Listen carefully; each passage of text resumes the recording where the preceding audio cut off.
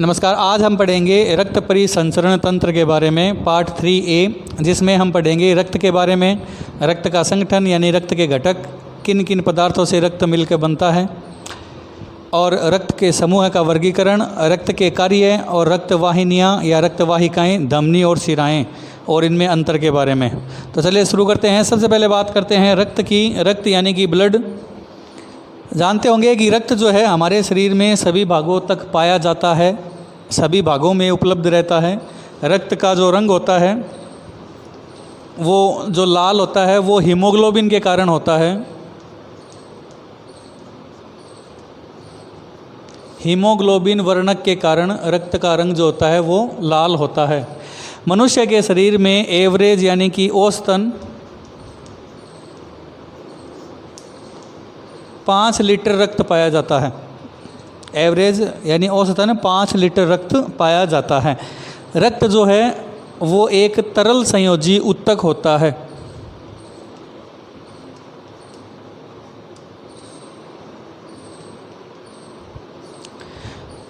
जो अंगों को जोड़ने और इसके अलावा अंगों के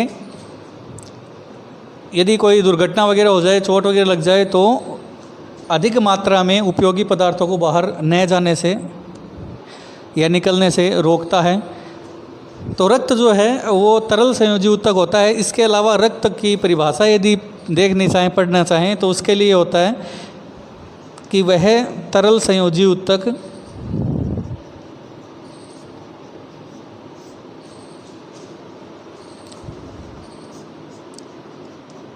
जो मानव शरीर या सजीवों में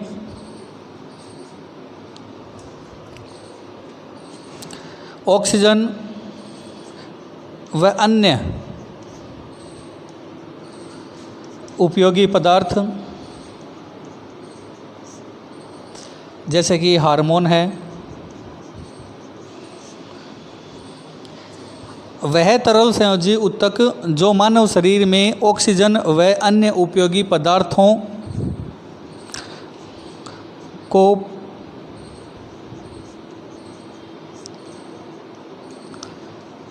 परिसंचरित यानी कि एक स्थान से दूसरे स्थान तक लाने व ले जाने यानी कि परिसंचरण करने में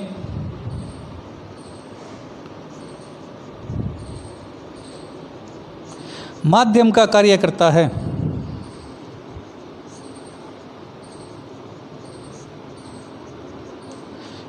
उसे हम क्या कहते हैं? रक्त।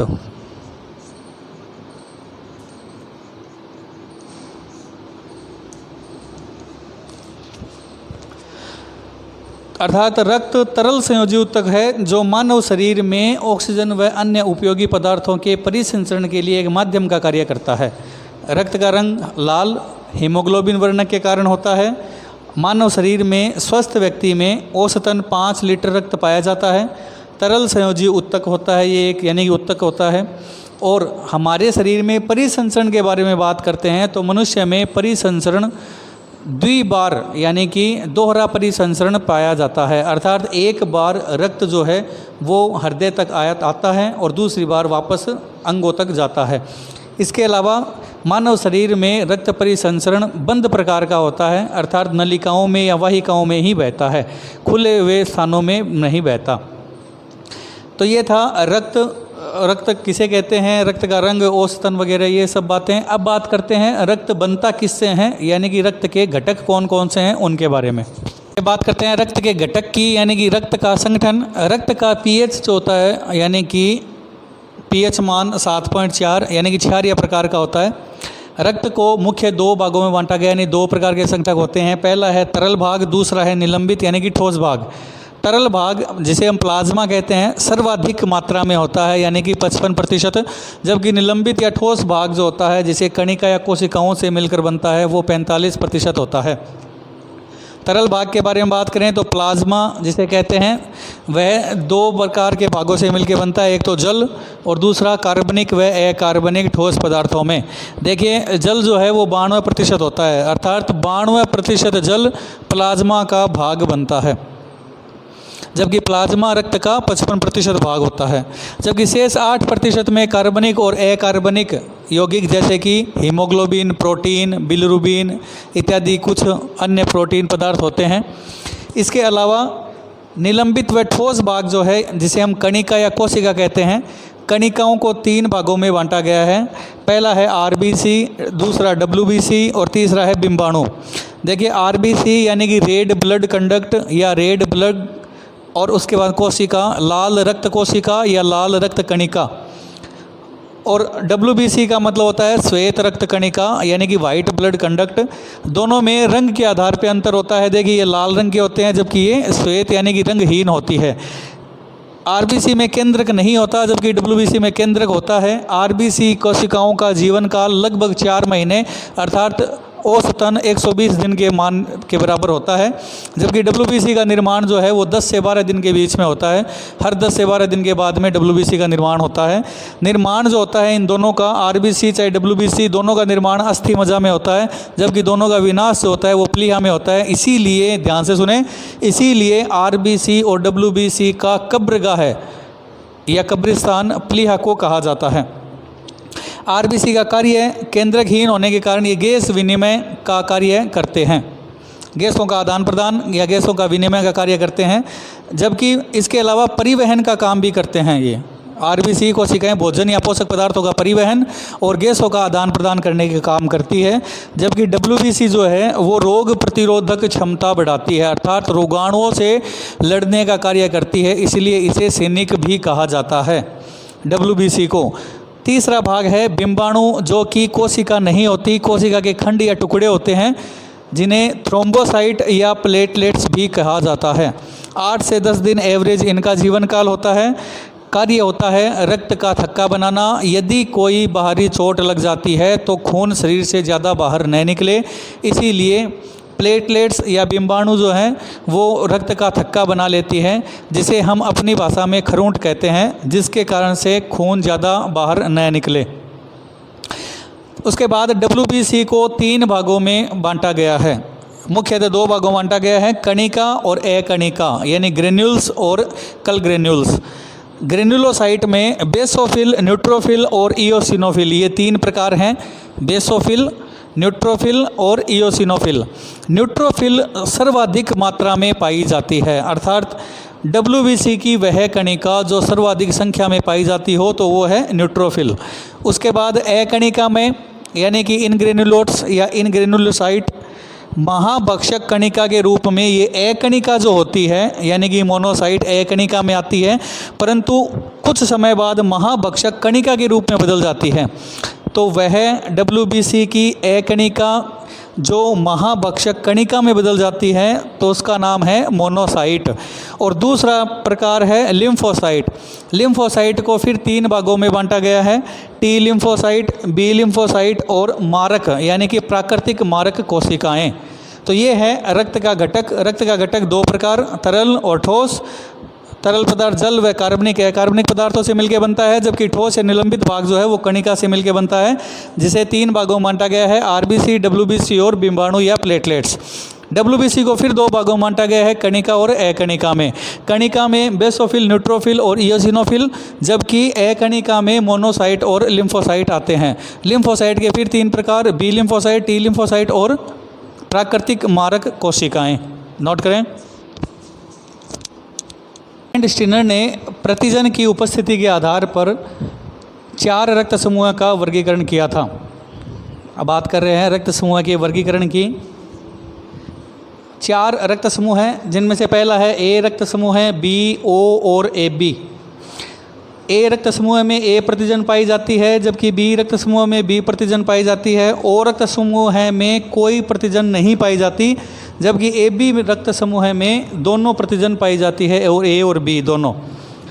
ओ रक्त समूह को सर्वदाता कहा जाता है क्योंकि यह सभी अन्य समूह को खून या रक्त जो है वो आदान करा सकता है, रक्तदान दे सकता है, रक्त दे सकता है।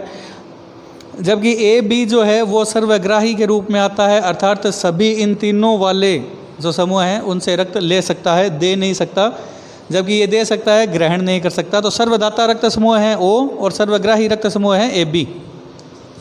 इसके अलावा रक्त की सतह पर, रक्त संरचना जो प्लाज्मा है उसकी सतह पर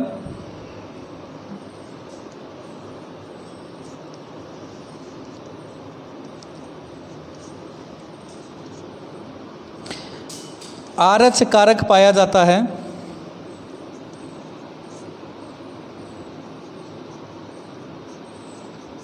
जिसके आधार पर रक्त समूह दो प्रकार का होता है। एक तो होता है आरएच पॉजिटिव और एक होता है आरएच नेगेटिव, यानी कि आरएच धनात्मक और आरएच ऋणात्मक।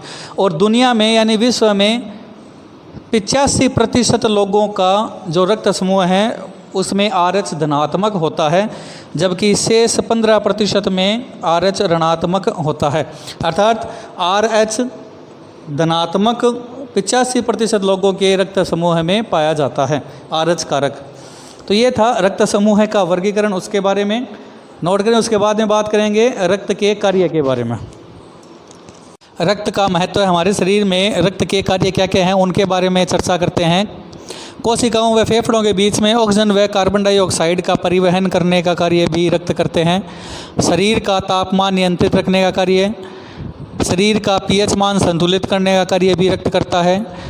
अंतःस्रावी ग्रंथियों के द्वारा बनने वाले उत्पाद यानी कि हार्मोन को लक्ष्य अंगों तक पहुंचाने का कार्य भी रक्त करता है। उत्सर्जी पदार्थों का कोशिकाओं अंगों से लेकर वृक्क अंगों तक पहुंचाना तथा रोग प्रतिरोधक क्षमता बढ़ाकर रोगों से लड़ने की क्षमता बढ़ाना या रोग से दूर रखने का कार्य भी रक्त करते हैं। रक्त तरल संयोजी पदार्थ होता है या तरल संयोजी ऊतक होता है, जिसके कारण से अन्य अंगों को जोड़ने का कार्य भी करता है। और पाचन के बाद जो शेष पदार्थ बचता है या इसके अलावा जो पोषक पदार्थ होता है, इन दोनों पदार्थों का परिवहन शरीर के अन्य अंगों तक पहुंचाने का कार्य भी रक्त करता है। तो रक्त इस तरह से हमारे शरीर में बहुत महत्वपूर्ण भाग है, जो एक ऊतक है। चलिए बात करते हैं, ये जो रक्त है वो हमारे अंगों से हृदय तक और हृदय से हमारे अंगों तक किन वाहिकाओं द्वारा जाता है। तो दो प्रकार की वाहिकाएं होती है, एक होती है धमनी और एक होती है शिरा। शिराओं में अशुद्ध रक्त जो होता है वह अंगों से हृदय तक लाया जाता है, जबकि धमनी में शुद्ध रक्त हृदय से अंगों तक पहुंचाया जाता है। इसके अलावा इनमें और क्या अंतर होता है, चलिए इसके बारे में चर्चा करते हैं। रक्तवाहिनियाँ या रक्तवाहिकाएँ, दो प्रकार की रक्तवाहिनियाँ पाई जाती है, एक तो है धमनी यानी कि आर्टरी और एक है शिरा यानी कि वेंस। देखिए, शुद्ध रक्त का परिवहन और अशुद्ध रक्त का परिवहन करने वाली अलग अलग दो वाहिकाएं होती है। इसलिए हमारे शरीर में यानी कि मानव शरीर में परिसंचरण जो होता है वो दोहरा परिसंचरण होता है, अर्थात दो बार रक्त का परिवहन होता है। एक बार फुफ्फुसीय यानी कि हृदय से और दूसरा होता है देहिक यानी कि शरीर के अंगों तक। धमनी और शिराएं जो है वो आपस में कोशिकाओं के जाल द्वारा जुड़ी रहती हैं, जिन्हीं के द्वारा रक्त प्रवाहित होकर यानी इन्हीं में रक्त प्रवाहित होकर शरीर के एक स्थान से दूसरे स्थान तक चला जाता है या आता है, लाया जाता है।